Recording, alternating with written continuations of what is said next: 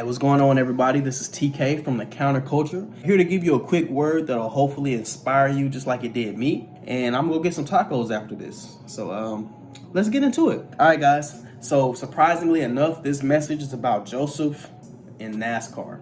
How the two connects, I have no clue. Hey, but I'm gonna let God do his thing on this one. You know what I'm saying? So quick rundown for Joseph, for those who don't know who he is. Joseph was a young man who was a dreamer, a dream interpreter, and he was known as his father's favorite. And for that reason, his 10 older brothers hated him and wanted to kill him. But instead of killing him, his oldest brother, Reuben, convinced the other brothers, hey, let's just throw him in the pit and he can suffer that way. Before Reuben can save him, his brothers sold him into slavery, and the next 20 years of Joseph's life was a roller coaster. Let's go through it real quick. So Joseph was purchased by Potiphar, the captain of the guard for Pharaoh. He was made overseer of Potiphar's house, in charge of everything. After that, he was falsely accused of rape by Potiphar's wife and was thrown into prison. While in prison, he was made captain of all the other prisoners. He interpreted the dreams of the king's cupbearer and baker. Once freed, the cupbearer had forgot to tell Pharaoh about Joseph.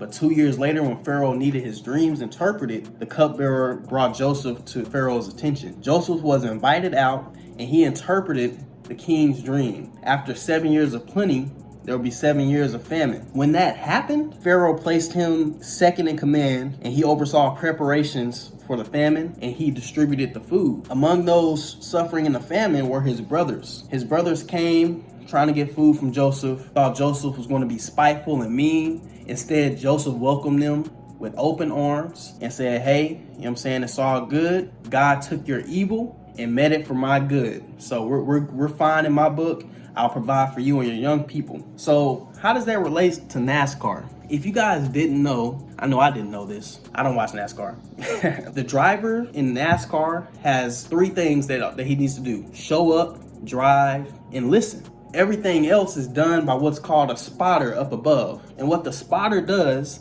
is that he watches this race. And when they're watching this race, he's telling the driver, hey, you need to slow down on this curve. Hey, you need to speed up on this straightaway. Look over your shoulder. You got somebody coming for you on your left. Hey, you need to go ahead and take a pit stop and change your tires out. You're starting to lose your tread. Now, how does that relate to us? Sometimes life can be so complicated in this race of life that we don't know what to do. We're lost and confused, but sometimes we forget that we have a spotter up above. You see, what Joseph did was, while his life was taking these crazy turns, these ups and downs, God was there with him the whole time. God sustained him through every single trial that he went to, and Joseph came out on top. So what we need to do in life is recognize our spotter. And so all we need to do is show up, drive, and listen to our spotter, which is God. God will tell us when to slow down. He'll tell us when to speed up. He'll tell us when we need to change our tires. He'll tell us if there's trouble coming up on our right or left shoulder. He'll tell us. So recognize that we have a spotter in life and just drive.